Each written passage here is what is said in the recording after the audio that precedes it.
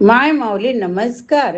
विविध कथासार ग्रंथातून चातुर्मास संकल्प श्रीराम कथामृत श्री आचार्य किशोर व्यास यांच्या श्रीराम कथामृताचे अभिवाचन करत आहो. लाभ घ्या, लाभ द्या माऊलीनं. बोला श्रीराम जय राम जय जय राम. श्री गणेशाय नमः.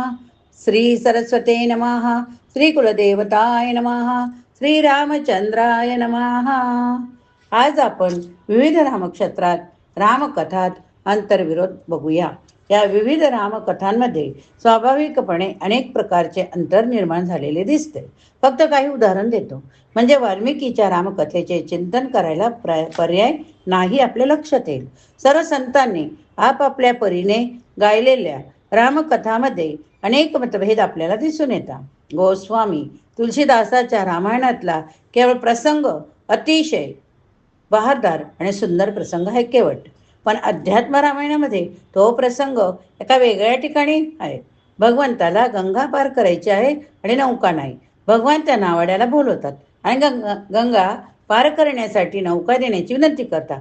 हा प्रसंग वाल्मिकी रामायणामध्ये मुळीच नाही, पण रामचरित मानसामध्ये आहे. अध्यात्म रामायणामध्ये हा प्रसंग आहे, पण तो भगवान अयोध्येतून मैथिलीकडे मिथिलीकडे जाताना निर्माण झालेला दाखवलाय. म्हणजे त्यावेळी रामाचा विवाह झालेला नाही. पण हाच प्रसंग रामचरित मानसमध्ये वनवास गमनाच्या वेळी असल्यामुळे त्यावेळी सीतामाता सोबत आहे. आता जर आपल्या चिरंजीवाने आपल्याला विचारले, बाबा यातलं खरं काय हो, आजी यातलं खरं कारण काय हो, तर आपण काय उत्तर देऊ? हा खरा मोठा प्रश्न. हा साधारण गोष्टी आहे, पण जेव्हा अशा प्रकारच्या गोष्टी श्रद्धेची भक्तिभावाची वृद्धी करण्याऐवजी प्रभूच्या जीवनावरती आक्षेप घेण्यासारखे प्रतिपादन करतात, तेव्हा हा प्रश्न फार गंभीर बनतो.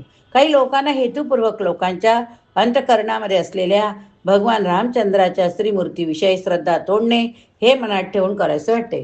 कुणी जिज्ञासेने, कुणी अज्ञानाने, तर कुणी मूर्तिवंदनाच्या भावनेने अशा प्रकारचे अनेक आक्षेप घेण्याची शक्यता निर्माण होते. तेव्हा आपण महर्षी वाल्मिकीच्या रामकथेपासून कुठेतरी दूर गेलेलो असतो.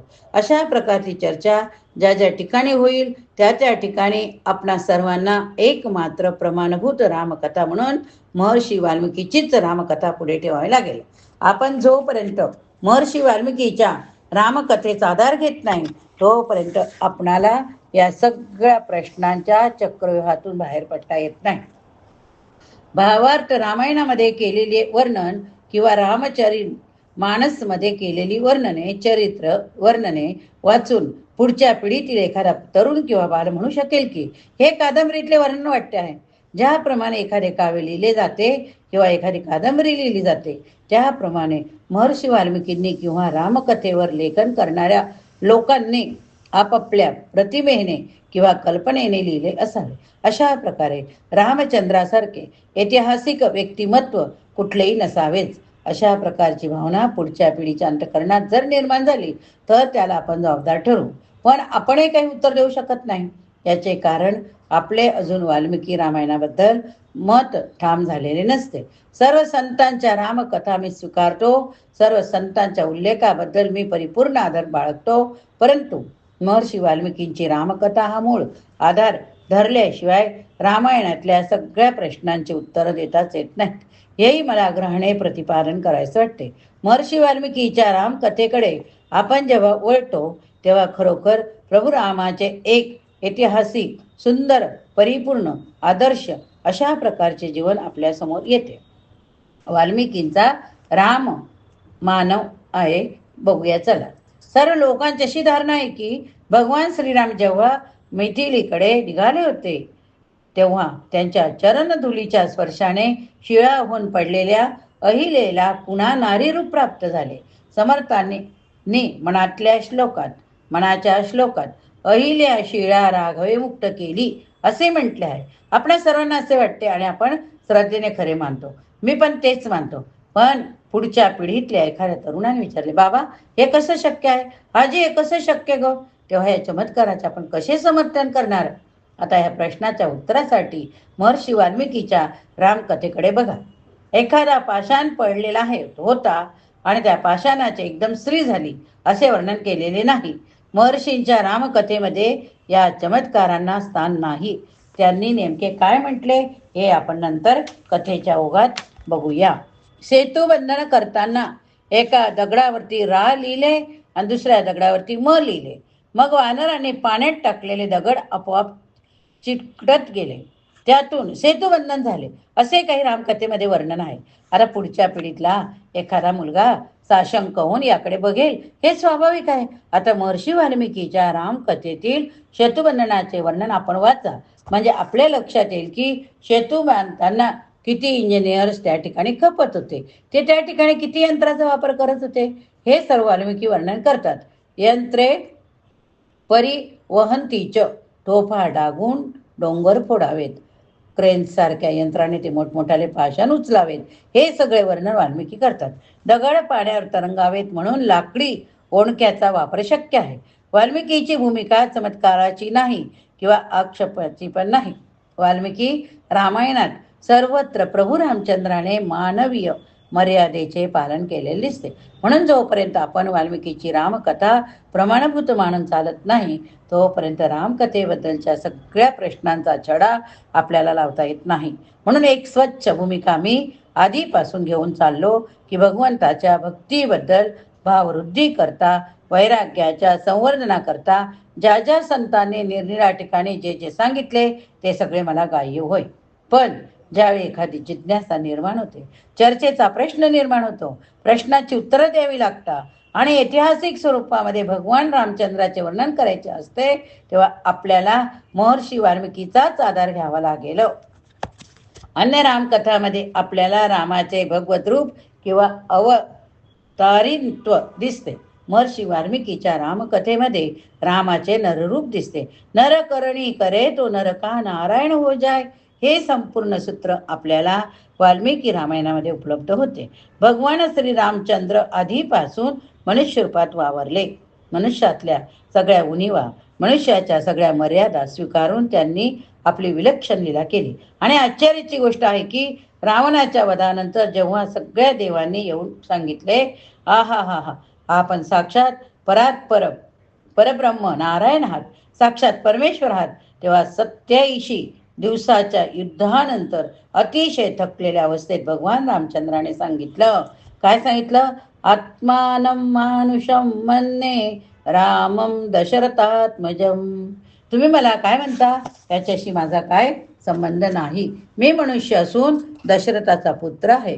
या देशातल्या तरुणाला आदर्श म्हणून जर आपल्या पुढे काही ठेवायचे असेल तर रामचंद्राचे वर्णन ज्या स्वरूपात असायला हवे त्या स्वरूपात आपणाला केवळ महर्षी वाल्मिकीच्या रामायणात मिळते. इतर रामकथामध्ये भगवंत आदर्शापासून डळलेले आहेत असे नाही.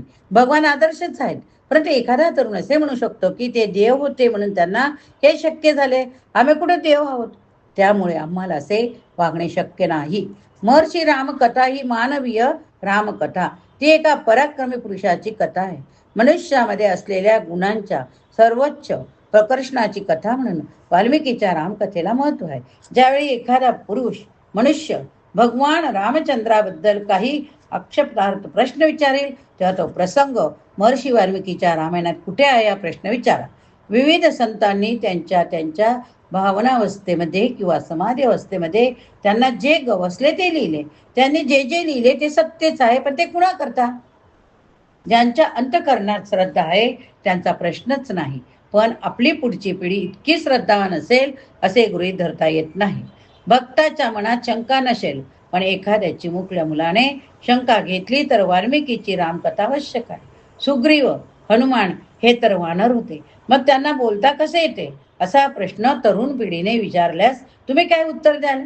याला इतर रामकथांमध्ये उत्तर नाही, पण महर्षी वाल्मिकीच्या रामकथेमध्ये याला उत्तर आहे. म्हणून आपण महर्षी वाल्मिकांद्वारे एखाद्या पुरुषोत्तमाची कथा समजून घेण्यास प्रारंभ करीत आहोत. वाल्मिकी रामायणाचा प्रारंभ महर्षी वाल्मिकी देवर्षी नारद यांच्या संवादाने होतो. महर्षी वाल्मिकीच्या आश्रमामध्ये एके दिवशी देवर्षी नारद मुनींचे आगमन होते. देवर्षी नारद आपल्या पौराणिक वाङ्मयातील सर्वात महत्त्वाचे ऋषी आहेत. भगवत भक्तीचा प्रचार करण्याचे व्रत घेतलेले हे महात्मे सतत प्रवास करून या जगातल्या प्रत्येक घराघरातून भक्तीचा नंदादीप ठेवला पाहिजे. प्रत्येक घरात भक्तीची गंगा पोहोचली पाहिजे यासाठी सतत प्रयास करतात। एके दिवशी भगवान नाम संकीर्तन करीत देवर्षी नारद यांचे शुभागमन वाल्मिकीच्या आश्रमात झाले। महर्षी वाल्मिकीचे जीवन संपूर्ण परिवर्तित झाले। याचे कारण देवर्षी नारदाची कृपा। त्यामुळे त्यांच्या जीवनात नारदाचे स्थान फार महत्वाचे आहे। वाल्मिकींनी त्यांच्या चरणकमळाचे पूजन केले।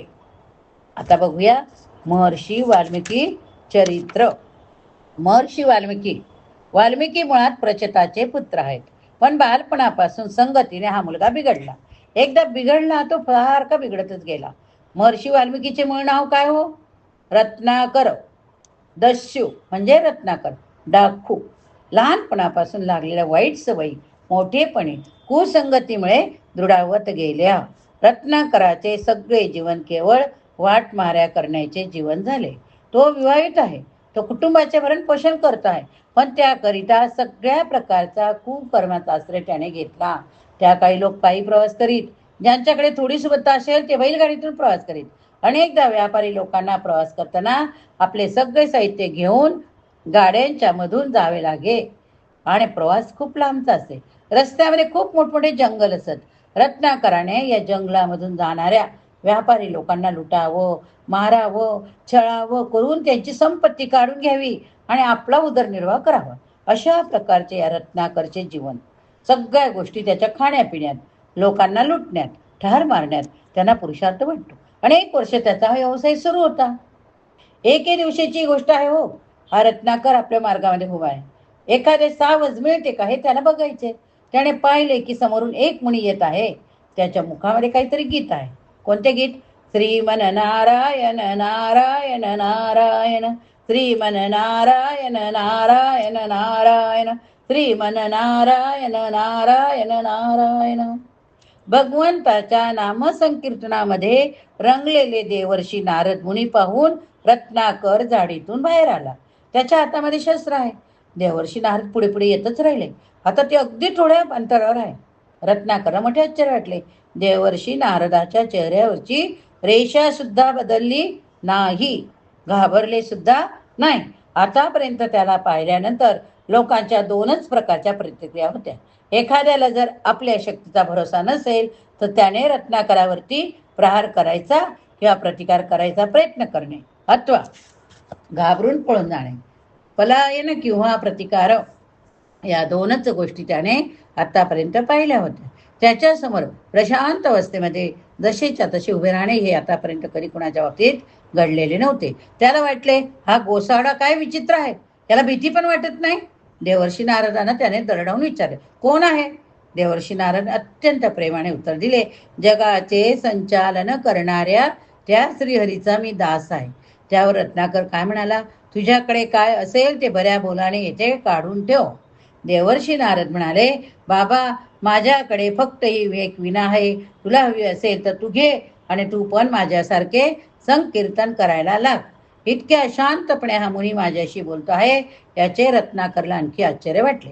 त्याने दरडावले, काही लपलेले असेल तर सांग, काही लपवलेले असेल तर सांग। नारदाने म्हटले, बघ बाबा। रत्नाकरने देवर्षी नारदाच्या अगदी कसून झटके घेतली। त्याच्याकडे एका विनेशिवाय दुसरं काहीच नव्हतं। देवर्षी नारद म्हणजे शांत उभे आहे, पण त्यांची झटी घेत असताना रत्नाकराला नारदाचा स्पर्श झाला।